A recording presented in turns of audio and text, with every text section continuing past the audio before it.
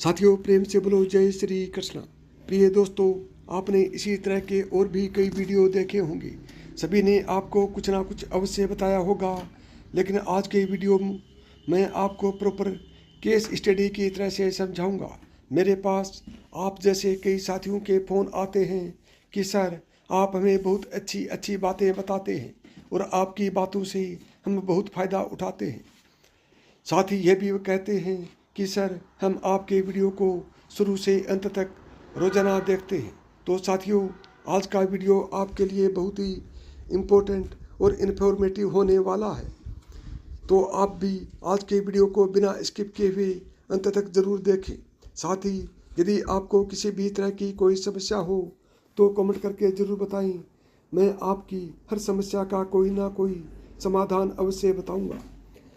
हिंदू धर्म में पूजा पाठ को बड़ा महत्व दिया गया है और रोज़ भगवान की पूजा को अनिवार्य बताया गया है। लोग इसका पालन भी करते हैं, लेकिन कई बार देखा गया है कि कुछ लोग हमेशा इस बात की शिकायत करते हैं कि वो पूजा तो कर रहे हैं, लेकिन उन्हें पूजा का फल नहीं मिल रहा। दिन रात भगवान के नाम को भजते हैं, लेकिन भगवान उनकी प्रार्थना नहीं सुन रहे। इसके कई कारण हो सकते हैं, लेकिन एक बड़ा कारण पूजा के नियमों में गड़बड़ी होना भी है। लोग जाने अनजाने में भगवान को कुछ ऐसा चढ़ा देते हैं जो उन्हें प्रिय नहीं होता है। ऐसे में हो सकता है कि भगवान नाराज हो जाए और पूजा का फल न मिले। इसलिए हम आपको बताने जा रहे हैं कि पूजा पाठ करते समय आपको किन बातों का विशेष ख्याल रखना चाहिए। नंबर 1, पूजा पाठ के समय गूगल युक्त धूप बत्ती का प्रयोग करें। गूगल घर के वातावरण को शुद्ध और घर से नकारात्मक ऊर्जा या बुरे दोष को दूर करती है। नंबर 2, पूजा के दौरान उबासी का आना। पूजा करते समय यदि आपको बार बार उबासी आती है तो यह भी अच्छा नहीं है। इस बात का इशारा है कि आपके अंदर किसी तरह की नेगेटिविटी मौजूद है। लिहाजा आपको अपने विचारों की पवित्रता पर ध्यान देना चाहिए। भगवान का भजन करना चाहिए ताकि आपके अंदर की नकारात्मकता खत्म हो। नंबर 3, रात्रि को सोते समय पूजा सत्र को लाल पर्दों द्वारा ढक दें। वह सुबह होने पर पर्दे को हटा देना चाहिए। श्रीमद् भगवत गीता में बताया गया है कि पूजा करते समय कभी भी एक हाथ से प्रणाम नहीं करना चाहिए। ऐसा करने से व्यक्ति के सभी पुण्य नष्ट हो जाते हैं।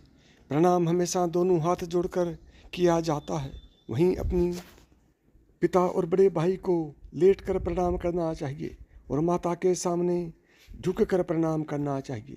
नंबर 5, शास्त्रों के अनुसार जप करते समय हमेशा दाहिने हाथ को कपड़े से या फिर गोमुखी से ढक कर रखना चाहिए। जप के बाद आसन के नीचे की भूमि को स्पर्श कर पूजन करना चाहिए। साथ ही यह भी ध्यान रखें कि कभी भी कोई वस्तु या फिर दान बायां हाथ से ना दें। इनके लिए हमेशा दाहिने हाथ का ही प्रयोग करना चाहिए। नंबर 6, पुराणों में चरण स्पर्श करने का भी विधान बताया गया है। कभी भी ऐसे व्यक्ति के चरण स्पर्श नहीं करने चाहिए जो सो रहा हो। सनातन धर्म के अनुसार लेटे हुए व्यक्ति के चरण स्पर्श तभी किए जाते हैं जब उसकी मृत्यु हो चुकी हो। सोते हुए व्यक्ति के पैर छूना पाप करने जैसा सम्मान माना गया है। नंबर 7, भगवान शिव को हल्दी नहीं चढ़ाना चाहिए कभी भी, और न ही शंख से जल चढ़ाना चाहिए। नंबर 8, पूजन स्थल पर पवित्रता का ध्यान रखें। चप्पल पहनकर कोई मंदिर तक नहीं जाना चाहिए। चमड़े का बेल्ट या पर्स अपने पास रखकर पूजा न करें। पूजन स्थल पर कचरा इत्यादि जमा न हो पाए। नंबर 9, मंदिर में लगे सूखे हार फूलों को हटा देना चाहिए। नंबर 10, हमेशा भगवान श्री गणेश की आराधना से पूजा प्रारंभ करनी चाहिए। श्री गणेश को तुलसी दल चढ़ाने से हमेशा बचना चाहिए। भगवान गणेश को तुलसी दल चढ़ाने से भयंकर दोष लगता है। नंबर 11, शिव शंभू को कभी भी केतकी का फूल नहीं चढ़ाना चाहिए। पुरानी कथाओं के अनुसार भगवान शिव ने केतकी को श्राप दिया था, इसलिए भगवान शिव को यह फूल नहीं चढ़ाना चाहिए, वरना भक्तों के काम बिगड़ सकते हैं। नंबर 12, पूजा के समय आंखों में आंसू आना। पूजा के दौरान आंख में आंसू आना, अगर किसी व्यक्ति की आंख से पूजा के दौरान आंसू आते हैं तो इसका मतलब है कि आपके मन में जो दुख है वह अब जल्द ही समाप्त होने वाला है।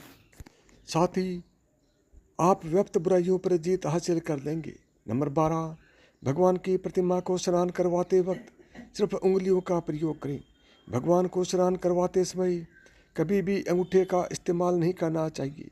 ऐसा करने से भगवान अप्रसन्न होते हैं और घर में विपत्ति आती है। नंबर 13, दीपक को कभी भी जमीन पर रखकर प्रज्वलित ना करें। ऐसा करने से धन की बर्बादी होती है और घर में अशुभता आती है। नंबर 14, पूजा के वक्त अगरबत्ती का प्रयोग ना करें। ऐसा इसलिए क्योंकि इसे बांस की लकड़ियों के साथ बनाया जाता है और बांस की लकड़ियों का प्रयोग अंतिम संस्कार में किया जाता है, इसलिए इसे अशुभ माना जाता है। नंबर 15, रविवार के दिन तुलसी के पत्ते तोड़ने से बचें। मान्यताओं के अनुसार रविवार के दिन तुलसी के पत्ते तोड़ने से भगवान विष्णु अप्रसन्न होते हैं, यानी कि नाराज हो जाते हैं। नंबर 16, भगवान शालिग्राम को कभी चावल अर्पित नहीं करना चाहिए। वास्तु शास्त्र के अनुसार ऐसा करने से दोष लगता है।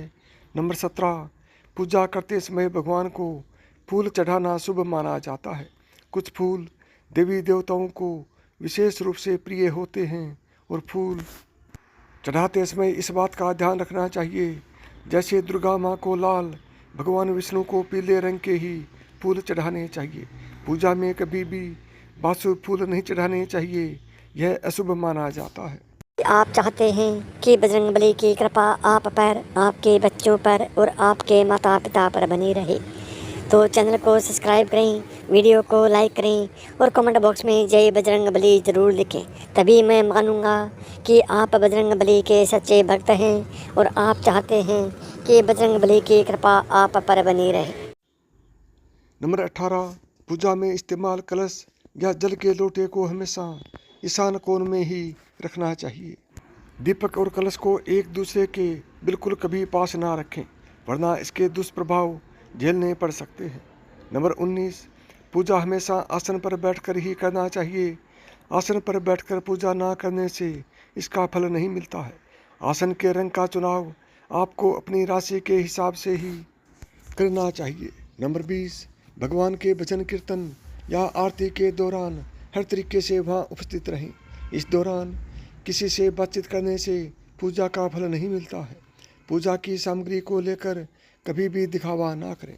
21, किसी भी प्रकार के पूजन में कुल देवता, कुल देवी, घर के वास्तु देवता, ग्राम देवता आदि का ध्यान करना भी आवश्यक है। इन सभी का पूजन भी हमेशा करना चाहिए। 22, पूजन में हम जिस आसन पर बैठते हैं उसे पैरों से इधर उधर खिसकाना नहीं चाहिए, आसन को हाथों से ही खिसकाना चाहिए। 23, पूजा सफल होने के संकेत। जब पूजा के दौरान जलते हुए दिए की लो ऊपर की ओर उठने लगे तो आपको समझ जाना चाहिए कि भगवान आपकी पूजा से प्रसन्न है। वहीं अगर पूजा के दौरान आपके घर में कोई मेहमान आ जाता है तो इसका अर्थ है कि भगवान आपसे काफ़ी प्रसन्न है। 24, यदि आप प्रतिदिन घी का एक दीपक भी घर में जलाएंगे तो घर के कई वास्तु दोष भी दूर हो जाएंगे। 25, सूर्य, गणेश, दुर्गा, शिव और विष्णु ये पंचदेव कहलाते हैं। इनकी पूजा सभी कार्यों में अनिवार्य रूप से की जानी चाहिए। प्रतिदिन पूजन करते समय इन पंचदेव का ध्यान करना चाहिए, इससे लक्ष्मी कृपा और समृद्धि की प्राप्ति होती है। 26, तुलसी के पत्तों को 11 दिनों तक बासी नहीं माना जाता है। इसकी पत्तियां हर पल, हर रोज जल छिड़क कर पुनः भगवान को अर्पित किया जा सकता है। 27, दीपक हमेशा भगवान की प्रतिमा के ठीक सामने लगाना चाहिए। कभी कभी भगवान की प्रतिमा के सामने दीपक न लगाकर इधर उधर लगा दिया जाता है, जबकि यह सही नहीं होता है। 28, घी के दीपक के लिए सफ़ेद रुई की बत्ती उपयोग किया जाना चाहिए, जबकि तेल के दीपक के लिए लाल धागे की बत्ती श्रेष्ठ बताई जाती है। 29, पूजन में कभी भी खंडित दीपक नहीं जलाना चाहिए।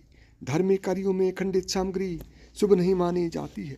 30, शिव जी को बिलपत्र अवश्य चढ़ाएं और किसी भी पूजा में मनोकामना की सफलता के लिए अपनी इच्छा के अनुसार भगवान को दक्षिणा अवश्य चढ़ानी चाहिए, दान करना चाहिए।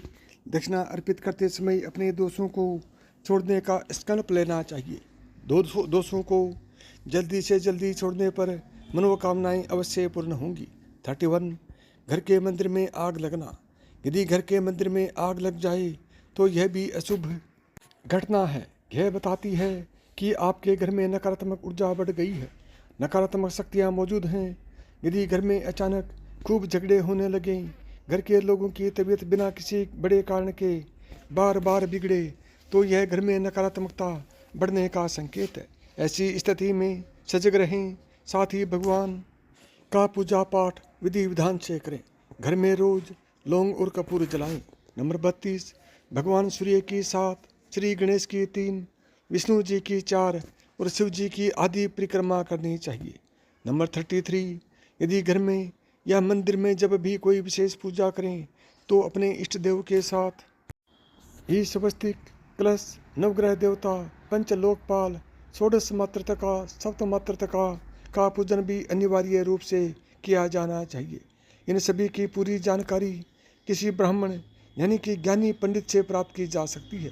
विशेष पूजन पंडित की मदद से ही करवाने चाहिए ताकि पूजा विधिवत हो सके। 34 घर में पूजन स्थल के ऊपर कोई कबाड़ या भारी चीज न रखें।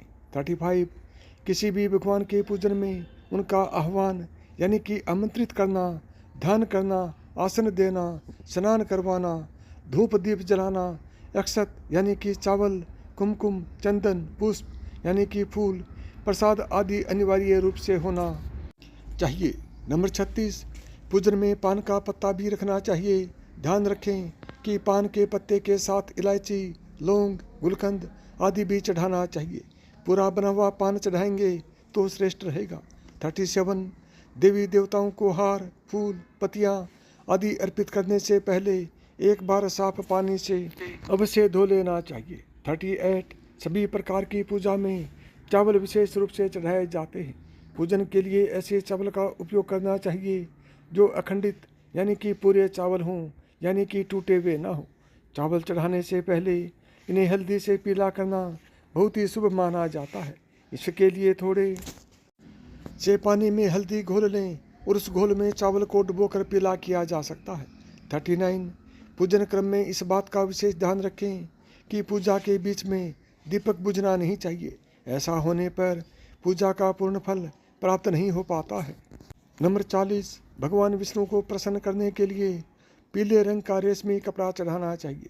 माता दुर्गा, सूर्यदेव व श्री गणेश को प्रसन्न करने के लिए लाल रंग का, भगवान शिव को प्रसन्न करने के लिए सफ़ेद वस्त्र अर्पित करना चाहिए।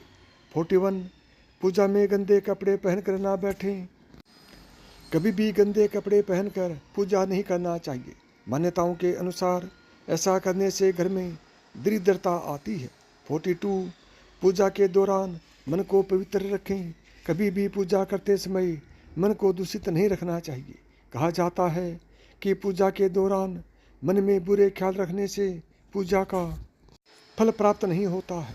43 पूजा में इस्तेमाल किए गए फूल अगर सूख जाएं तो उन्हें कभी भी फेंके नहीं। सूखे हुए फूलों को किसी पवित्र नदी में प्रवाहित कर दें।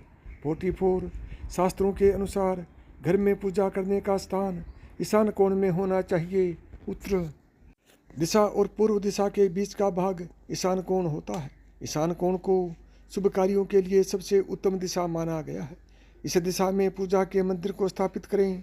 यदि किसी कारणवश ऐसा न भी कर पाए तो भूल कर भी घर के ईशान कोण में गंदगी जमा न होने दें। वह घर के इस हिस्से को सदा पवित्र रखें। ईशान कोण के अतिरिक्त पूर्व दिशा भी पूजा स्थान के लिए श्रेष्ठ मानी जाती है। इसलिए आप घर में ईशान कोण व पूर्व दिशा दोनों में से जहाँ भी सुविधाजनक रूप से पूजा स्थल की स्थापना कर सकें। 45 पूजा स्थल में गणेश जी की स्थापना अवश्य करें। इसके लिए एक सुपारी पर लाल धागे यानी कि मोली में लपेट लें और कुमकुम से तिलक कर एक कटोरी में थोड़े चावल रखकर स्थापित करें। 46 पूजा स्थल के एक कोने में बंद पात्र में गंगा जल अवश्य रखना चाहिए। 47 एक तांबे के छोटे से लोटे में जल को पूजा स्थल में अवश्य रखना चाहिए। प्रतिदिन इस पात्र का जल बदलना चाहिए। वह पुराने जल को पीपल के पेड़ या तुलसी के पौधे में डाल सकते हैं।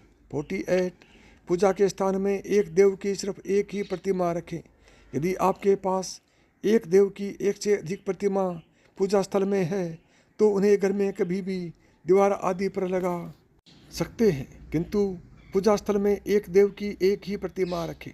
49 घर में पूजा के स्थान पर कभी भी बड़ी मूर्तियां नहीं रखनी चाहिए। बड़ी मूर्तियों में प्राण प्रतिष्ठा होना अनिवार्य हो जाता है, इसलिए बड़ी मूर्तियां मंदिर के लिए ही उचित हैं। पूजा स्थल में छोटी मूर्ति रख सकते हैं। 50 पूजा करने के स्थान पर भूलकर भी अपने पितृदेव यानी कि स्वर्गीय माता पिता या गुरु की फोटो न लगाएं।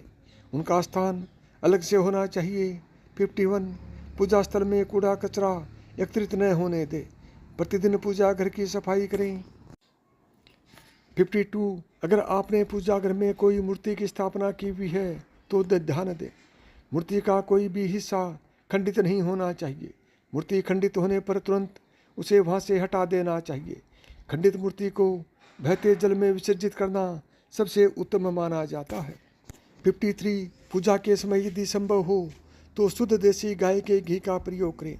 वह भोग लगाने के लिए अग्नि में गाय के गोबर के कंडों यानी उपलों का ही प्रयोग करना सर्वोत्तम माना गया है। 54 आप पूजा किन की करने जा रहे हैं उस हिसाब से आसन का चुनाव करें। पूजा शुरू करने से पहले देखें कि आसन किस चीज़ का है, किस रंग का है, क्योंकि अलग अलग रंग के आसन का अपना अलग अलग महत्व है। कोशिश करें कि कंबल या ऊन से बने आसन का ही प्रयोग करें। धन की देवी माता लक्ष्मी, माँ दुर्गा और हनुमान जी की पूजा करने जा रहे हैं तो लाल रंग के आसन का प्रयोग करें। अगर मंत्र सिद्धि की पूजा करनी है तो कुशा से बने आसन को श्रेष्ठ माना गया है। 55 भगवान गणेश को तुलसी, भगवान विष्णु को चावल और सूर्य देव को बेलपत्र भूलकर भी न चढ़ाएं। बेलपत्र महादेव को काफ़ी प्रिय हैं, इसलिए हमेशा भगवान शंकर को बेलपत्र चढ़ाएं। वहीं गणेश जी को हरी दुर्वा, सूर्य भगवान को कनेर का फूल, माता दुर्गा को लाल फूल और विष्णु जी को तुलसी चढ़ाएं। कई लोगों की आदत होती है पूजा के बाद मूर्ति पर चढ़े सिंदूर को अपने माथे पर लगा लेते हैं, लेकिन आप भूलकर भी ऐसा न करें।